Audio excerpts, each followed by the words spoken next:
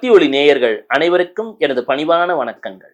வெள்ளை கொம்பன் விநாயகனது பேரொரு கருணையினாலே இன்று மீண்டும் மற்றொரு நிகழ்ச்சியிலே உங்களை எல்லாம் சந்திப்பதிலே மட்டற்ற மகிழ்ச்சி கொள்கிறேன். இது நிஜமா நடந்த ஒரு அனுபவம். ஒரு 15 வருடம் முன்னால் என் குருநாதர் வாழ்ந்த காலத்துல ஒருத்தர் வருகிறார். ஒரு கவர்மெண்ட் எம்ப்ளாயி. 1008 பிரச்சனை.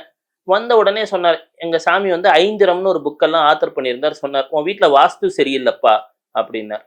வாஸ்து சரியில்லைன்னு, சாமி அதை இடிக்க முடியாதுங்க, இது கவர்மெண்ட் குவார்ட்டர்ஸுங்க அப்படின்னா.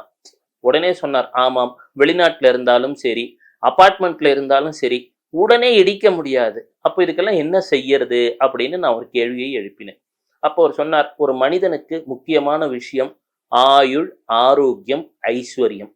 இந்த ஆயுள், ஆரோக்கியம், ஐஸ்வர்யம் அப்படின்றது எவ்வாறு தீர்மானிக்கப்படுகிறது அப்படின்னா, நம்ம ஜாதகத்துல 3 விஷயங்கள். ஒன்று லக்கணம். லக்கணம்னா நம்ம இலக்கை தீர்மானிப்பது. நம்ம இன்டெலிஜென்ஸ் அப்படின்னு சொல்றோம், விவேகம் அப்படின்னு சொல்றோம். இந்த விவேகம் தான் நம் வேகத்தை தீர்மானிக்கிறது. உதாரணமா உங்க லக்னாதிபதி எங்க இருக்கிறாரோ அது சார்ந்த செயல்களை தான் நீங்கள் செய்து கொண்டே இருப்பீர்கள், அறிந்தோ அறியாமலோ. அதனால்தான் அவனுக்கு பேரே லக்ன ஈசன் அப்படின்னு பேரு. லக்னாதிபதிக்கு மட்டும்தான் லக்ன ஈசன் அப்படின்னு ஒரு சிறப்பான பேர். சந்திரன் என்பவன் என்ன செய்கிறான்? எடுத்தோடனே அம்மா என்ன செய்யறாங்க? அம்மா வயிற்றுல இருந்து தான் நம்ம எல்லாம் வந்தோம். நம்ம டிராவல் பண்ண முதல் வண்டியும் அம்மா தான், நம்ம இருந்த முதல் வீடும் அம்மா தான். அப்போ நமக்கு இந்த உடலை, உணவை தந்தவள் தாய். சூரியன் என்ன தராரு? நமக்கு ஒரு ஸ்டேட்டஸ், பிராஸ்பரிட்டி, ஒரு அடையாளம். அப்போ நம்ம உடம்பில் இருக்கக்கூடிய வலது கண், தலை, ஒளி எல்லாமே சூரியன். அப்போ இந்த 3மே இணைந்து செயல்படும் பொழுதுதான் நம்மால் வாழ்க்கையிலே ஒரு பெரும் வெற்றியை காண முடிகிறது. இதை எது தீர்மானிக்கும்? நாம் இருக்கக்கூடிய கிரகம் தான் தீர்மானிக்கும். ஒரு கிரிக்கெட் கிரவுண்ட்ல ஒரு வெற்றி ஏற்படுகிறது, ஒரு டீம் வருத்தப்படுது, ஒரு டீம் சந்தோஷப்படுது. செஸ் கேம் நடக்குது, போர்டுக்கு இந்த பக்கம் இருக்கிறவன் அழறான், அந்த பக்கம் இருக்கிறவன் சிரிக்கிறான். ஒரே ஜாதகமா கூட இருக்கலாம். காரணம் என்ன அப்படின்னு கேட்டேன். அப்பொழுது சொன்னார், ஒரு மனிதன் பிறந்த நாள் என்பது மிக மிக முக்கியமானது. பிறந்த நாள், வார நாள் என்று சொன்னால் வாச ரா என்று பேர். ரா அப்படின்னு சொன்னால் நெருப்பின் சக்தி அப்படின்னு அர்த்தம். ஓம் ரம் அகன்யாத்மனே நமக என்ற ஒரு வார்த்தை உண்டு. அப்போ இந்த பஞ்ச உபச்சார பூஜை தெரிஞ்சவங்களுக்கெல்லாம் தெரிஞ்சிருக்கும். இந்த ரம், ராம் இதெல்லாம் ரொம்ப சக்தி வாய்ந்த ஒரு சொற்கள். அரக்கரான்றதுல கூட இந்த ரா தான் வரும். அப்போ ஒரு வீட்டுக்குள்ள செல்கிறோம். அந்த வீட்டிலே நமக்கு தெரியும் 8 திக்குகள் இருக்கும். கார்டினல் டைரக்ஷன்ஸ்னு சொல்லுவாங்க. என்னன்னா கிழக்கு, அப்புறம் தெற்கு, மேற்கு, வடக்கு. அதுலயே என்ன பண்ணுவான்? தென்கிழக்கு, தென்மேற்குலாம் பிரிச்சா 8ஆ வந்துடும், வடகிழக்கு, வடமேற்குன்னு. இந்த வீட்டுல இருக்கக்கூடிய, திடீர்னு ஒரு வீட்டுக்குள்ள நுழையிறோம், ஒரு சினிமா ஸ்டுடியோக்குள்ள நுழையிறோம். நம்ம நினைச்சபடி வாஸ்துவை எல்லாம் மாற்றி விட முடியாது. அதற்கு என்ன எளிமையான தீர்வு? நீங்க எந்த நாள்ல முதல்ல பிறந்தீங்க அப்படின்னு பார்க்கணும். இந்த நாளை கணக்கிடும் பொழுது நம் தமிழ் பாரம்பரியப்படி, உதாரணமாக இன்னைக்கு காலையில 8 மணிக்கு பிறந்திருக்கீங்க, இன்னைக்கு ஞாயிற்றுக்கிழமைன்னு வச்சுக்கோங்களேன். நீங்க மறுநாள் காலை சூரியன் உதிக்கிற வரைக்கும் அதை ஞாயிற்றுக்கிழமையா தான் எடுத்துக்கணும். ஆனா நீங்க ஆப்ஸ்ல போட்டு பாக்குறீங்கன்னு, இந்த செயலிகள்ல, ஜோதிட செயலிகள்ல 12.1 நடுஇரவுனா அது அடுத்த நாளா காமிச்சிரும், அது திங்கட்கிழமைன்னு காமிச்சிரும். அப்படி இல்லை, சூரியன் உதித்ததுல இருந்து மறைந்து மீண்டும் அடுத்த சூரியன் எழுந்திருக்கும் வரை அதை ஒரு நாளாக கணக்கெடுத்து கொள்ள வேண்டும். அப்போ சூரியன் அப்படின்னு சொன்னால் சூரியனுடைய நாள் எது? ஞாயிறு. அதன் திக்கெது? கிழக்கு. அதற்குரிய தெய்வம் யார்? பிராமி.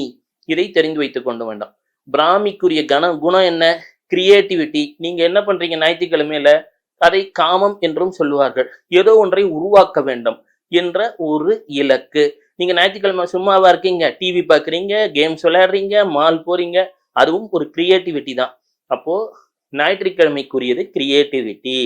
அடுத்ததாக வரக்கூடியது திங்கட்கிழமை. இதற்குரியது யார்? சந்திரன். மாகேஸ்வரி. இதற்குரிய திசை என்ன? வடக்கு. இதற்குரிய குணம் என்ன? குரோதம். ஏன் குரோதம்? திங்கட்கிழமை வந்து ஆபீஸ் போறோம், நமக்கு முதல் நாள் சந்தோஷமாவா இருக்கும், போன வாரம் ஒர்க்கெல்லாம் மண்டையில போட்டு ஏத்திட்டு தான் போவோம். அப்போ அது குரோதம். அப்போ அதற்கு அடுத்ததாக போகிறோம். செவ்வாய்க்கிழமை வருது. செவ்வாய்க்கிழமைக்குரியது என்ன? தென்கிழக்கு. அதற்குரிய தெய்வம் யார்? மாகேஸ்வரி. அவளுக்குரியது என்ன? லோபம். ஆமா, திங்கட்கிழமை வரோம், வேலை செய்யறோம், சரி செவ்வாய்க்கிழமை இத்தனை நாள் வேலை செஞ்சோமே, இதனால எனக்கு என்ன ஒரு பிரயோஜனம் யோசிப்போம். கிரீடினஸ் ஆங்கிலத்துல லோபம் என்ற ஒரு குணம் வந்துவிடும். அதற்கு அடுத்ததாக இருக்கக்கூடியது என்ன? புதன்கிழமை. புதன்கிழமைக்குரியது என்ன என்றால் வைஷ்ணவி. இவளுக்குரியது என்ன? தென்மேற்கு. இதற்குரிய குணம் என்ன? மோகம். புதன்கிழமைனா என்ன? புதன்னா என்ன? காதல், ரொமான்ஸ். இருக்கிறதுலே ரொம்ப சின்ன கருவி என்ன? செல்போன். செல்போன் என்ன? வெறும் மண்ணு தானே. கிருஷ்ணருமே மண்ணில் தான் உலகத்தை காட்டினார். செல்போனும் ஒரு மண்ணு உலகத்தை காட்டுது. எல்லா குழப்பத்துக்கும் அதுதான் காரணமா இருக்கு. அது ஒரு மோகம் தான். அப்போ புதன்கிழமையில பிறந்தவனுக்கான தேவதை பேர் என்ன? வைஷ்ணவி. அதுவனுக்கான பிரச்சனை எதுல வருது? மோகத்துல வருகிறது. அப்போ அடுத்ததாக செல்கிறோம். அடுத்தது இருக்கக்கூடியது வியாழக்கிழமை. இந்த வியாழக்கிழமையில என்னன்னா நமக்கு இருக்கக்கூடிய தேவதை பேரு வராகி அப்படின்னு பேரு. அவளுக்கு என்ன குணம்? To fight. நம்ம ஃபைட் பண்ணணும்ட்டு. இந்த வராகியை யாருக்கு இணையாக சொல்லுவார்கள்? யமனுக்குரிய சக்தியாக சொல்வார்கள். அதாவது யமன் நம்மை இங்கே இருந்து எடுத்து செல்கிறான், உமன் அங்கே இருந்து நம்மை எடுத்து வருகிறாள். இவ்வளவுதான்.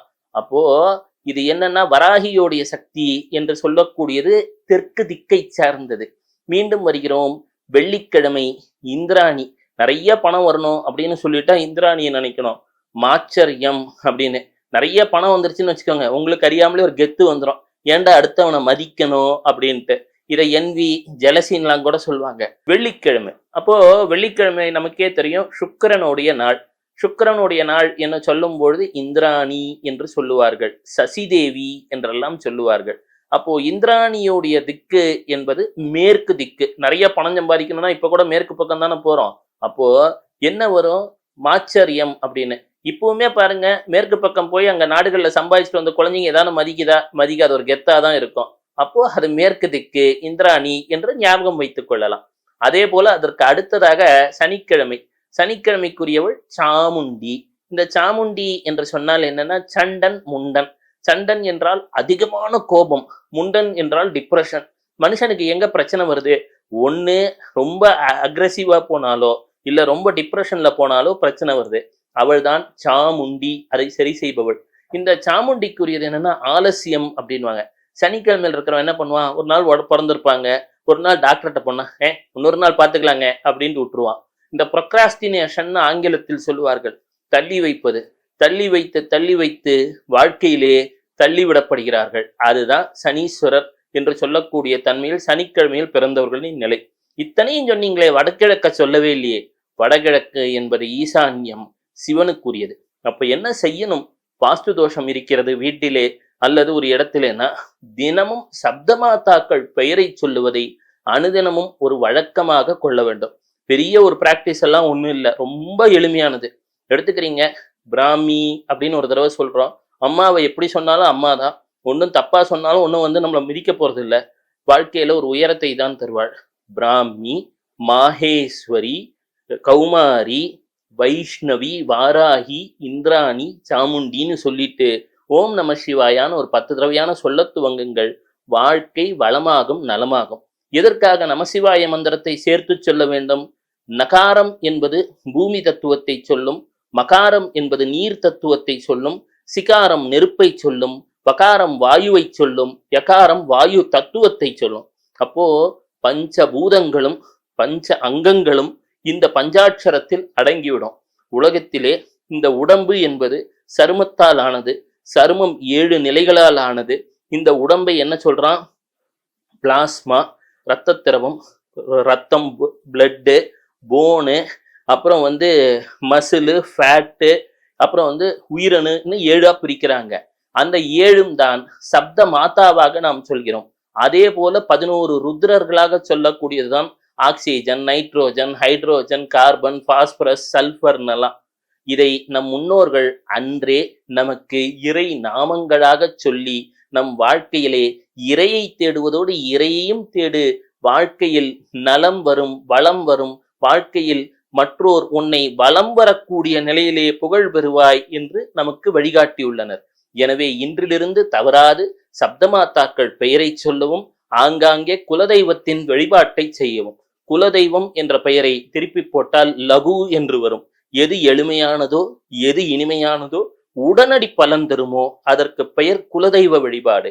உங்கள் ஜாதகத்திலே இதை செய்வதனால் 5ஆம் இடம் என்று சொல்லக்கூடிய பூர்வ புண்ணியஸ்தானம், புத்திரஸ்தானம் பலப்படும். அது பலப்பட்டு விட்டால் உங்கள் ஜாதகத்திலே உள்ள பாக்கியஸ்தானமும் நிலை பெறும். வாழ்க்கையில் இனி அனைத்து நலனும் பெறுவதற்காக குலதெய்வ வழிபாட்டையும் சப்தமாதா வழிபாட்டையும் தவறாமல் செய்யுங்கள். இனி வெற்றி மேல் வெற்றிதான். சிவ சிவ.